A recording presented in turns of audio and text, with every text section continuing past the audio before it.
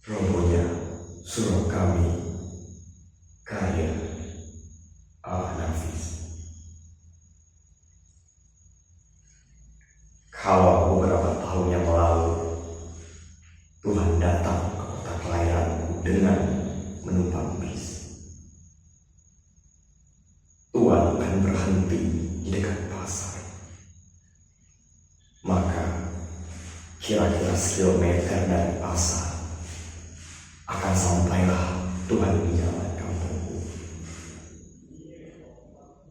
Pada simpang kecil ke kanan, simpang yang kelima, membeloklah ke jalan sempit itu, dan di ujung jalan akan Tuhan temui sebuah surau tua. Di depannya ada kolam ikan yang airnya mengalir melalui 4 buah pancuran mandi. Dan di pelataran kiri surau itu akan Tuhan temui seorang tua yang biasanya duduk di sana dengan segala tingkah ketuaannya dan ketaatannya beribadah. Sudah bertahun-tahun ia sebagai gari penjaga surau itu. Orang-orang memanggilnya kakek. Sebagai penjaga surau, kakek tidak mendapat apa-apa. Ia hidup dari sedekah yang dipungunya sekali sejumat. Sekali 6 bulan, ia mendapat 1/4 dari hasil pemungutan ikan emas dari kolam itu. Dan sekali setahun, orang-orang mengantarkan fitrah kepadanya. Tapi sebagai garing, ia tak begitu dikenal. Ia lebih dikenal sebagai pengasap pisau, karena ia begitu mahir dengan pekerjaannya itu. Orang-orang suka minta tolong kepadanya, sedang ia tak pernah minta imbalan apa-apa. Orang-orang perempuan yang minta tolong merasakan pisau atau gunting, memberinya sambal sebagai imbalan. Orang laki-laki yang minta tolong memberinya imbalan rokok, kadang-kadang uang. Tapi yang paling sering diterimanya ialah ucapan terima kasih dan sedikit senyum. Tapi kakek sudah tidak ada lagi sekarang. Ia sudah meninggal, dan tinggal seorang itu tanpa penjaganya. Hingga anak-anak menggunakannya sebagai tempat bermain, memainkan segala apa yang mereka sukai. Perempuan yang kehabisan kayu bakar sering suka mencopoti papan dinding atau lantai di malam hari. Jika Tuhan datang sekarang, hanya akan menjumpai gambaran yang mengesankan suatu kesucian yang bakal roboh. Dan kerobohan itu kian hari kian cepat berlangsungnya. Secepat anak-anak berlari di dalamnya, secepat perempuan mencopoti pekayuannya. Dan yang terutama ialah sifat masa bodoh manusia sekarang, yang tak hendak mendengar apa yang tidak dijaga lagi. Dan yang terjadi dari kerobohan ini ialah sebuah dongeng yang tak dapat disangkal kebenarannya. Beginilah kisahnya.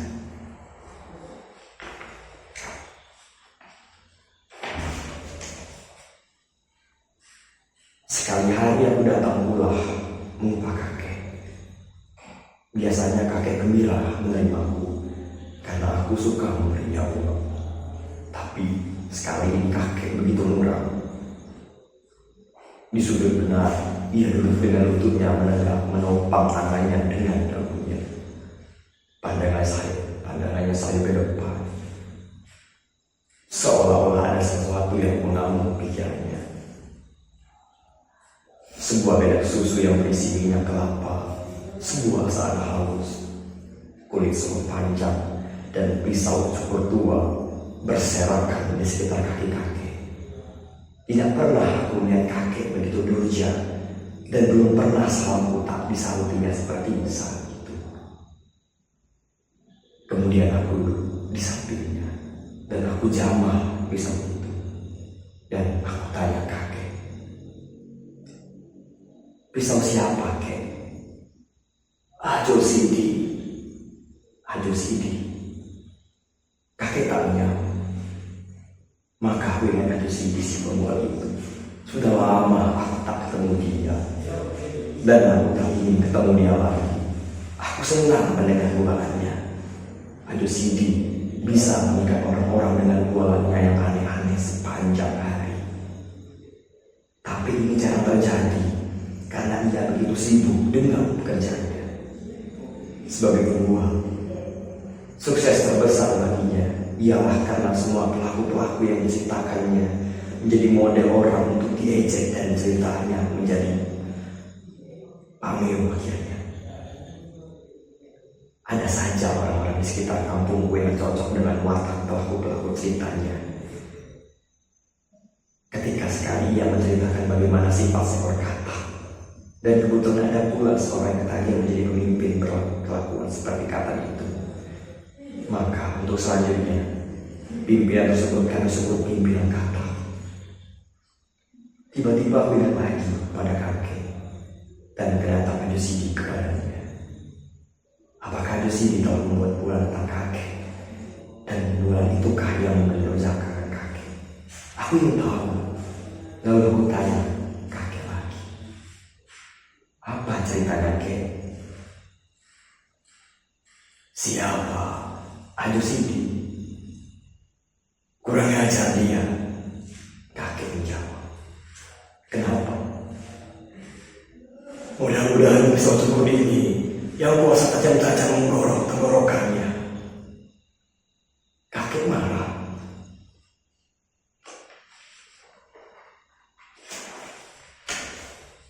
Marah? Ya, kalau aku masih muda, tapi aku sudah tua. Orang tua menahan ragam. Sudah lama aku tak marah-marah lagi. Takut aku kalau imanku rusak karenanya, ibadatku rusak karenanya. Sudah begitu lama aku berbuat baik, beribadah, bertawakal kepada Tuhan. Sudah begitu lama aku menyerahkan diri kepadanya, dan Tuhan akan mengasihi orang yang sabar dan tawakal. Ingin tahu dengan cerita Ajo Sidi yang memerlukan kakek jadi puncak. Aku tanya lagi pada kakek, bagaimana kata kakek? Tapi kakek diam saja, merasa hatinya bercerita barangkali.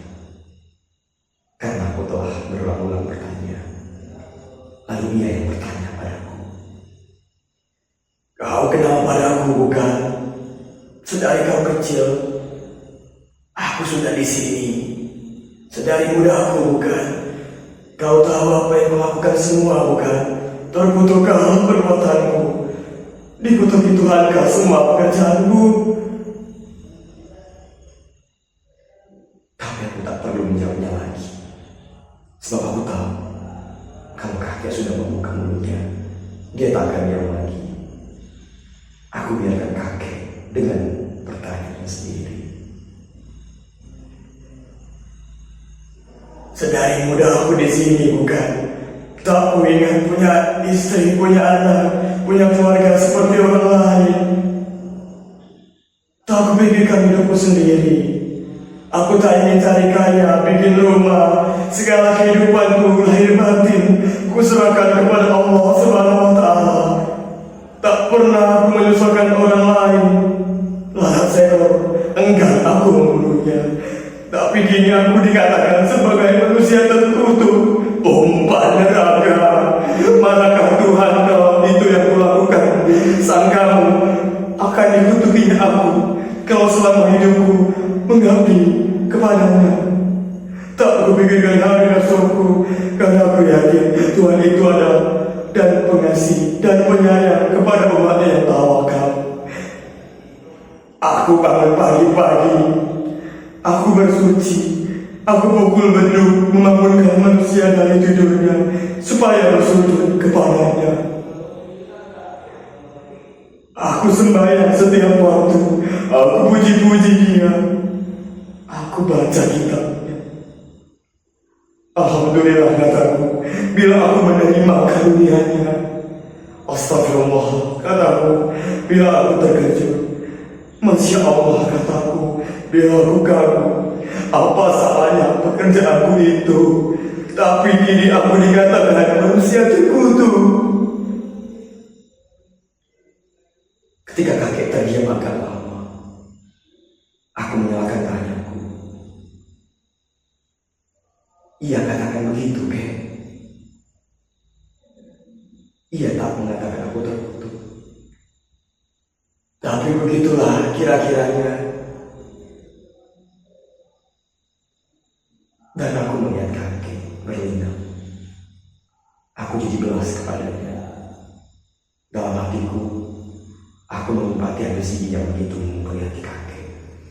Dan aku ingin tahu menjadikan aku ingin bertanya. Dan akhirnya kakek bercerita lagi.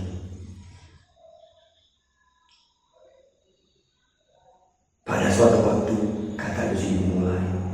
Di akhirat Tuhan Allah memeriksa orang-orang yang sudah berkurang. Para malaikat bertugas di sampingnya. Di tangan mereka tergenggam daftar dosa dan pahala manusia. Begitu banyak orang yang diperiksa. Maklumlah, di mana-mana ada perang. Dan di antara orang-orang yang diperiksa itu, ada seorang yang di dunia dinamai Haji Saleh. Haji Saleh itu tersenyum-senyum saja karena ia sudah begitu yakin akan dimasukkan ke dalam surga. Kedua tangannya diterbangkan di pinggang sambil memasukkan dada dan mengeluarkan kepala ke kudu. Ketika dilihatnya orang-orang yang masuk neraka, bibirnya menunjukkan senyum ejekan.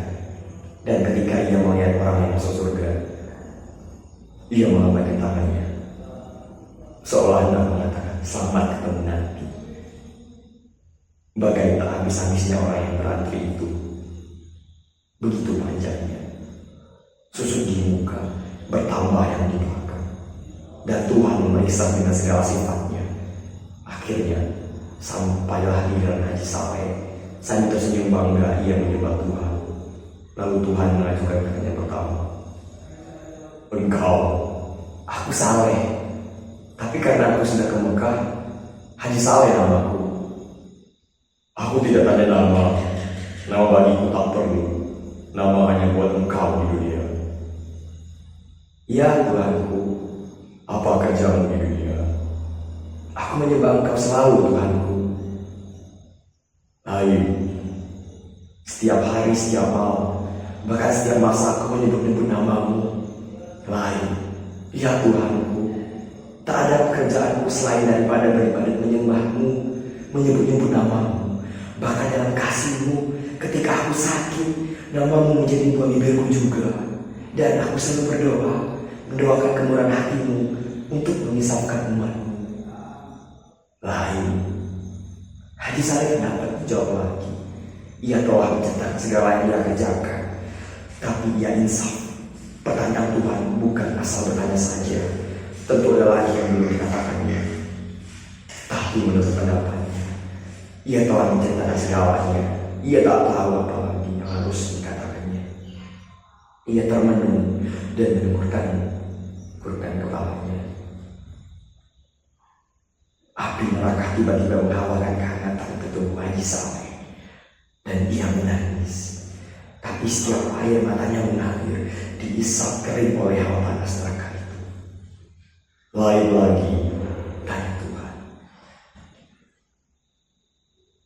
Sudah hamba menceritakan semuanya. Oh, Tuhan yang maha besar, lagi maha pengasih dan penyayang, air adil dan maha tahu. Haji Saleh yang sudah Wiyu mencobakan siasat merendahkan diri dan memuji Tuhan dengan pengharapan semoga Tuhan bisa berbuat lembut terhadapnya dan tidak salah tanya kepadanya.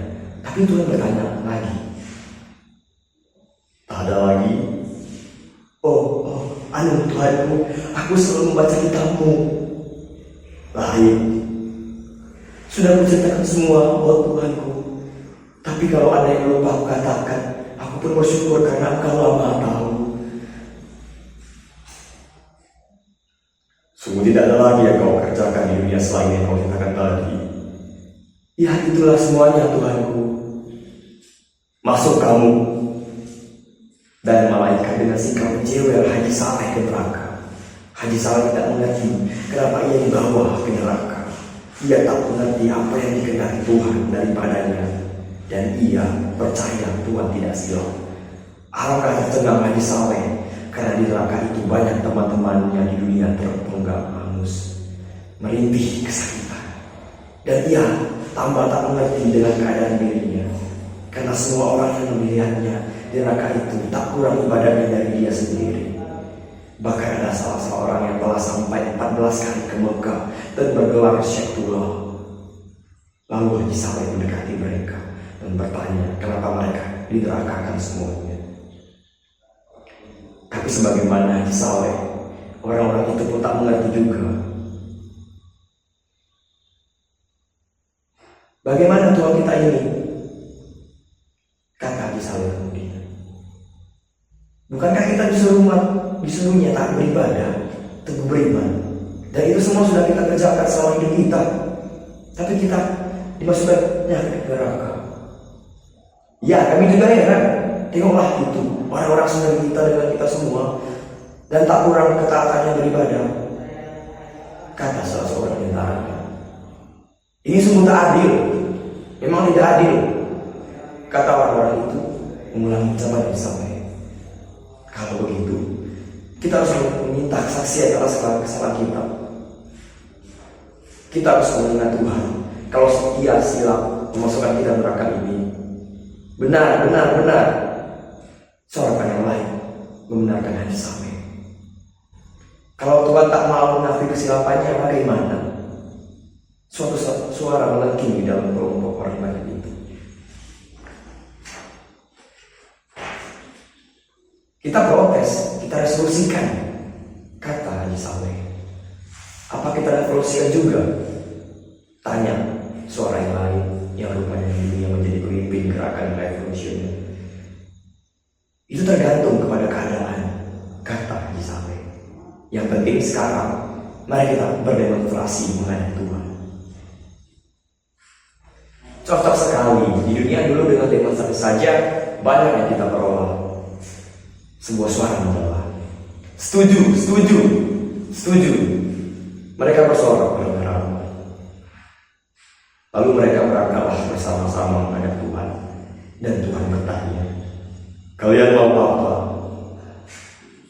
Haji Saleh yang menjadi pemimpin dan juru bicara tampil ke depan, dan dengan suara yang menggelegar dan berirama rendah, ia memulai dengan oh Tuhan kami yang maha besar, kami yang menghadap ini adalah umat-Mu yang paling taat beribadah, yang paling taat menyembah-Mu. Kamilah orang-orang yang selalu menyebut nama-Mu, memuji kebesaran-Mu, mempropagandakan keadilan-Mu, dan lain-lainnya.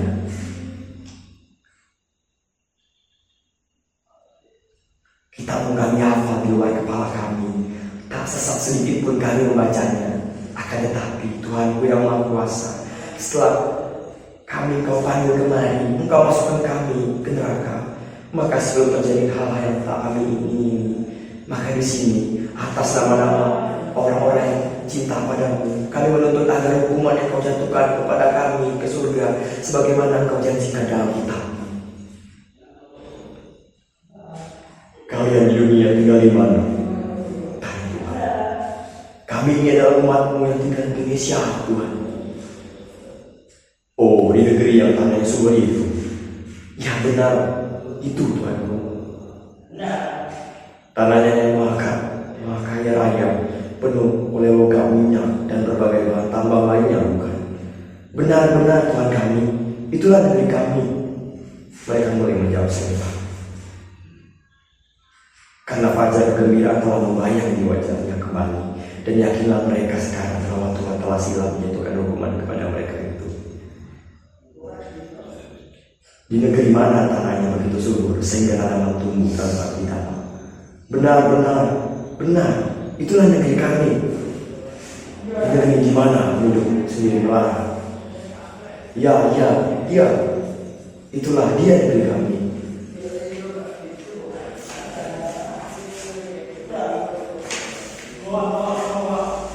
negeri yang lama diperbudak negara lain. Ya Tuhanku, semuanya kerja itu Tuhanku.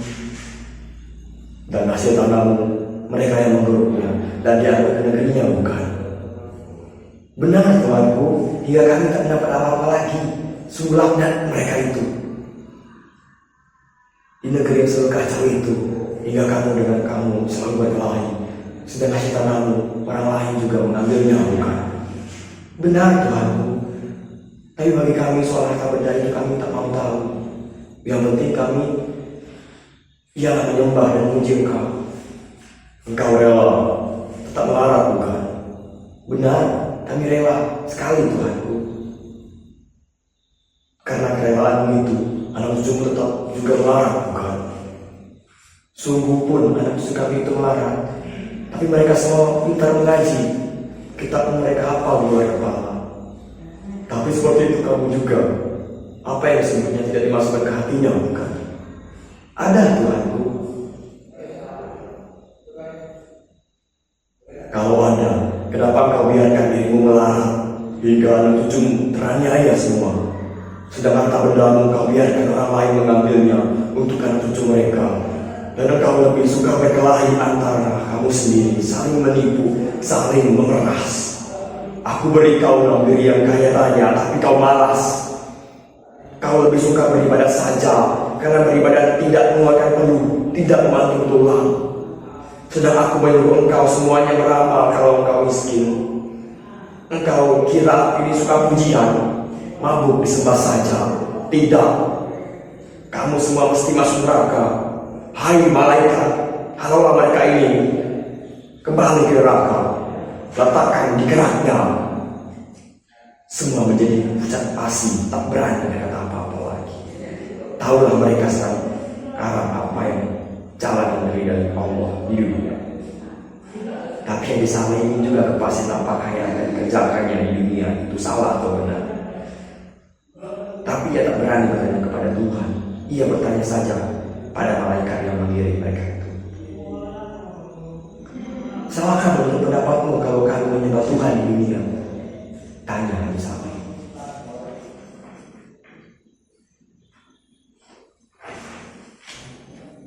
Tidak kesalahan engkau, karena engkau terlalu mementingkan dirimu sendiri. Kau takut masuk neraka, karena itu kau tolak semuanya. Tapi engkau melupakan kehidupan kaummu sendiri, melupakan kehidupan anak istrimu sendiri, sehingga mereka itu terkacir selamanya. Inilah kesalahanmu yang terbesar, terlalu egois. Padahal engkau di dunia berkaum bersaudara semuanya, tapi engkau tak memedulikan mereka sedikit pun. Demikianlah cerita Yosidi yang kudengar dari kakek, ceritanya yang memburukan kakek. Dan besoknya, ketika aku mau turun ke rumah pagi-pagi, istriku berkata, "Apa aku tak pergi dulu?"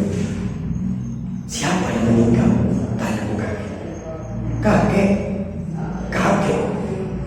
Ya, disuruh kakek kedapatan mati di Surabaya dalam keadaan yang meringan sekali. Ia memborong lehernya dengan pisau cukur. Astaga, aduh sini punya gara-gara. Kataku seraya cepat-cepat meninggalkan istriku yang tercengang-cengang. Aku cari aduh sini ke rumahnya, tapi aku berjumpa dengan istrinya saja. Lalu aku tanya dia. "Ia sudah pergi," jawab istri aduh sini. "Tidak tahu kakek meninggal." "Sudah." Dan ia meninggalkan pesan agar dibelikan kain kafan buat kakek 7 lapis. Dan sekarang tanya kehilangan akal sungguh besar mendengar segala peristiwa oleh perbuatan manusia yang tidak sedikit pun bertanggung jawab. Dan sekarang kemana dia? Kerja? Tanya pun melihat hamba. Ya, dia pergi kerja.